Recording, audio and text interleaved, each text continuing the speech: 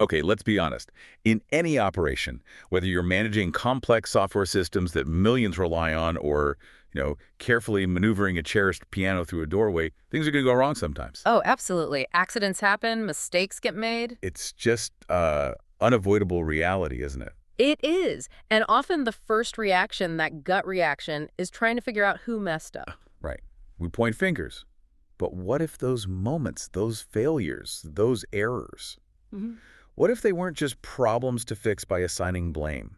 What if they were actually the most valuable learning opportunities you have? Yeah, the key to actually making things better. That shift, that fundamental shift in thinking is exactly what we're digging into today. We're exploring these two interconnected ideas, Mm. just culture and blameless postmortems. Concepts that started in really high-stakes fields and got picked up by, well, very high-performing teams. Think healthcare, aviation places where even a tiny error can have huge consequences. And then you have places like Google's site reliability engineering teams, SRE, managing systems that, power a big chunk of the internet. Our sources today pull from these really different but equally demanding worlds. And our mission, our goal for this deep dive, is to unpack what these sources tell us about these approaches. And more importantly, perhaps, figure out how these principles born in operating rooms and data centers could actually be applied somewhere like, say, a moving company. A moving company, that sounds interesting. You got physical risks, tight schedules, fragile items, heavy lifting. And customer trust is absolutely paramount. Yeah, there's a lot that can go sideways. Okay, so let's unpack this then. What exactly are we talking about with just culture and blameless postmortems? What's the core idea? Well, our healthcare source defines just culture as being about the processes you use to make fair decisions when people are involved in, say, safety incidents or near misses. The focus there being on openness, Yeah. right? Transparency, learning from what happened. Exactly, rather than just jumping straight to blame. And, a near miss, that's something that didn't cause harm this time, but easily could have. A close call. Got it. And then from the tech side, from SRE, we have blameless postmortems. Yeah, the SRE sources describe this as a structured way, often a written document, designed specifically for learning from incidents, outages, failures, things not going as planned. And the absolute core idea there, the non-negotiable part, is identifying the contributing causes. Without blaming any person or team for, bad intentions or just messing up. It starts from this really powerful assumption that everyone involved was trying their best. They had good intentions. They did what seemed right with the information and tools they had at that specific moment. And what's really interesting is how these two ideas, from healthcare and tech, they really converge. They seem to share that core belief, don't they? Mm-hmm. That you can fix systems, you can improve processes to help people succeed. But you can't really fix people in the same way. It's about supporting them better. So it fundamentally reframes the question. It's not who messed up. It's what in the system allowed this mistake to happen, or how did the system contribute? That's a huge shift. It really is. And understanding the systemic view is crucial for seeing why this matters so much for, well, an industry like moving. Okay, so the theory makes sense, but let's bring it down to earth. Why is this approach, born in hospitals and tech giants, why is it so important for a moving company? Well, anyone who's worked in moving knows things can go wrong, right? Yeah. And it gets expensive fast. Oh, yeah. That priceless antique gets scratched. A mover hurts their back lifting something the wrong way. The truck breaks down halfway there, causing huge delays. Boxes disappear. Yeah. Customers get upset, maybe furious. And those incidents, they're not just about the insurance claim or the cost of repair. They hit your reputation hard. They damage customer trust. And they can really tank your team's morale. And that's where the blame game trap comes in, isn't it? If the first question from management is, okay, who dropped the ball? What happens then? People clam up, they get defensive, they certainly won't mention that near miss they saw yesterday or that risky shortcut they almost took. Errors get hidden. Information vanishes. Exactly. And that fear creates silence. Silence is the enemy of learning. You completely lose the chance to understand the real reasons behind the incident. And you pretty much guarantee that similar problems will just keep happening. The sources really drive home this idea of learning from failure. That SRE source puts it so bluntly, the cost of failure is education. That's a powerful way to put it. If you're going to pay the price for the mistake anyway. You might as well get the education out of it, right? Having formal ways to analyze what went wrong helps prevent those same incidents from becoming costly, recurring lessons. So by adopting these principles, maybe adapting them a bit for the moving world, the sources suggest you could actually see some pretty big benefits. You'd probably see a lot more reporting of errors and near misses, for starters, because people feel safer saying something. Which means you finally get a true picture of what's really going on day to day, not just the stuff people feel comfortable admitting. And that leads to a much deeper understanding of why things go wrong, looking beyond just the person's action to the contributing factors in the system around them. And that understanding lets you put in place effective prevention, actions that actually stop the same problems from repeating, Driving real improvement in your systems, your procedures, your training. building, much stronger trust within the team, psychological safety. And ultimately, that leads to a more resilient operation, more reliable, more respected by customers. It really does make sense. It's not about being soft on errors. It's about being smart about preventing them by learning everything possible when they do occur. Precisely. So let's really dig into the core principles from our sources and explore how a moving company could make them real with some solid examples. Okay, principle one. This is the big one, the foundation. Focus on systematic causes, not individual blame. Yeah, the SRE sources are really strong on this. Blameless post-mortems assume good intentions. The whole point of the investigation isn't who did it, but why did it make sense for them to do what they did at the time? Looking for those systematic reasons? Maybe incomplete information, unclear instructions, faulty tools, time pressure. Exactly. And you actively avoid language that sounds like an accusation. And the healthcare research echoes this with that idea of shared, balanced accountability. Right. The organization owns the systems. The equipment, the training, the staffing, the processes. Individuals own their choices within that system. So it shifts from just punishing bad outcomes to improving the system and holding people accountable for their choices and behaviors, not just the result. Okay, let's paint a picture, a moving company scenario. A crew damages an expensive piece of furniture. The default reaction might be, okay, who dropped it? Who wasn't careful? But with this approach, the review shifts. You start asking different questions. Like, was the padding we provided actually right for this specific, maybe delicate item? Was there enough time realistically built into the schedule to wrap it properly? Was the path clear? Or were they navigating an obstacle course? Was the right equipment, straps, dollies available and suitable for that piece? Was the crew actually trained on handling, say, antique furniture specifically? How was the truck packed? Was the item secured properly for transport? See, it's all about the system around the action. The resources, the process, the schedule, the training. It's not ignoring the damage, but understanding the context. Or another classic, a driver gets super delayed, missing the customer's window by a long shot. Instead of just blaming the driver, You investigate. Was the route clear? Was the GPS working right? Updated. Was the driver trained on that specific system?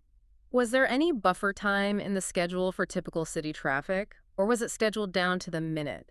Was there an easy way for the driver to communicate they were running late? Again, it's the systemic factors, tools, training, scheduling, communication that contributed. Okay, so building on that, learning needs structure. Which brings us to principle 2. Structured learning from incidents. Right. The SRE world uses that written post-mortem.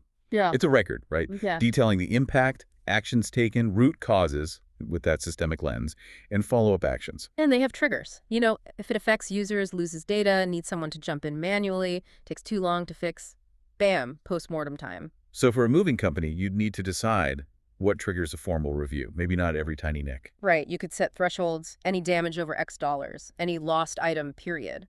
Any delay over, say, 45 minutes. Any vehicle breakdown causing a major disruption. Any employee injury, even minor ones. Or maybe a significant customer complaint about the move itself, the execution. And then you use a simple, consistent template. Call it whatever works, job reflection, safety review. Doesn't have to be post-mortem. Yeah, something straightforward. What happened? Just the facts. What was the impact? Customer, crew, schedule, item. What did we do during the incident? What were the root cause?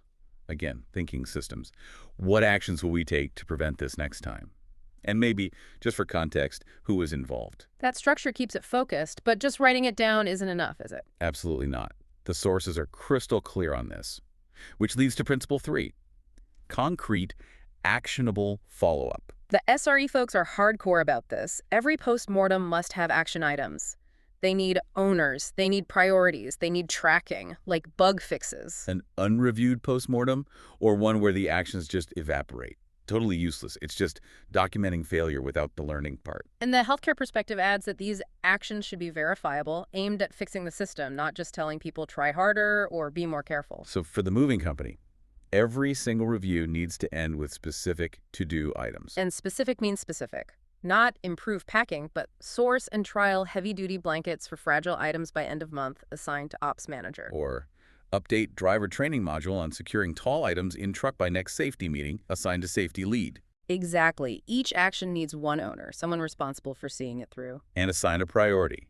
High fix now, medium fix soon, low address when possible. And you absolutely have to track it. Even a simple shared spreadsheet works wonders. Incident, actions, owner, priorities, status, target date. And crucially, follow-up. Talk about these action items in team meetings. Celebrate when they get done. Show it's not just busy work. It leads to real changes. Definitely. Okay, so you've got the structure, you've got the follow-up, but none of it works if people are scared. Which leads to principle 4, open communication and sharing. Yeah, the healthcare source talks about creating a culture where staff genuinely feel okay speaking up, reporting errors, near misses, safety worries. Without fearing blame or ridicule or, getting written up. It means making time to reflect together and sharing those lessons learned widely. The SRE world is huge on sharing, too. Postmortems often get shared broadly within the company. They even talk about rewarding people for reporting issues and writing good reviews, not just for fixing things. So how does a moving company build that? First, make reporting easy, super low friction. Maybe a simple online form, a dedicated text line for non-urgent stuff, or even just a designated person everyone knows they can talk to safely. And when you do have those review discussions, the tone has to be consistently focused on understanding, not blaming. Leadership have to model that. And share the learnings. Brief teams on findings and actions. Morning huddles, quick emails, safety bulletins, whatever works. And this is vital. Visibly thank people who report issues, especially if they were involved. Make it clear that sharing helps everyone get better and safer. But none of this happens in a vacuum. It relies heavily on Principle 5, leadership commitment. Both sources basically say this is make or break. Leaders have to be unwavering. The healthcare source says leaders need to be visible, accessible, committed to providing resources. They set the tone. They have to walk the talk, even admitting their own mistakes or system flaws. And the SRE sources mention senior managers actively participating in reviews, championing the culture, publicly rewarding good reporting, and shutting down blame language when they hear it. So for a moving company owner or manager, you have to champion this visibly, consistently, no exceptions. When something goes wrong, leaders need to be part of the review, using that blameless language themselves, asking, how did our systems contribute, not who screwed up? If the review finds a system issue, maybe inadequate equipment was provided, schedules were impossible, procedures were vague, leadership must own the company's part in that failure and commit resources to fix it. The team has to see leaders are serious about safety and learning, not just speed and profit. That means dedicating time, budget, and attention to the improvements identified. Which naturally flows into Principle 6, education and training. You can't expect people to adopt this culture if they don't understand it. Right. The healthcare source stresses initial and ongoing training. What does just culture mean here? How do we report things? How do we participate in reviews? What are the different types of behaviors? For a moving company, that means building this into onboarding. Don't just teach how to lift. Teach why the procedures matter and what to do if a procedure seems unsafe or impossible in a situation. And keep reinforcing it. Short sessions, discussing recent, maybe anonymized review findings, practicing how to speak up, empowering people to pause if something feels wrong. Okay, and finally, the principle that sometimes feels like it contradicts blameless, but really doesn't. Principle 7, accountability. This is where the healthcare sources offer a really useful distinction. It's about balancing organizational accountability for systems with individual accountability for choices within those systems. They talk about distinguishing between simple human error, often a system issue in disguise. At-risk behavior, like taking a shortcut maybe under pressure, increasing risk but not maliciously. And then reckless behavior, which is consciously disregarding a known significant risk or a clear rule. And the consequences should align. Errors and at-risk behavior focused on coaching, training, fixing the system. Discipline is really reserved for that truly reckless choice, ignoring clear standards and high risk. So for the moving company, Define your standards clearly. What's expected, what are the absolute safety rules, what crosses the line into reckless. Then, when an incident happens, use that framework, even informally. Was it a simple slip-up? System flaw likely. Was it a risky shortcut taken under pressure? Individual choice plus system pressure? Or was it deliberately ignoring a major safety rule? Reckless. Hold the company accountable for the system failures. Bad equipment, crazy schedules, poor training. And hold individuals accountable for their choices, especially reckless ones, with fair, consistent, pre-understood consequences. It's accountability within a supportive system, not just blame. Okay, so that's a lot of principles. Mhm. How does a busy moving company actually start doing this? It sounds like a big shift. It can be, but the SRE advice is great here. Start small. Don't try to boil the ocean. Pick one type of incident, maybe minor damage claims perhaps, or late arrivals, and just apply these review and action principles to that area first. Use a simple process. A shared document for the review notes, a basic spreadsheet for tracking actions. That's enough to get going.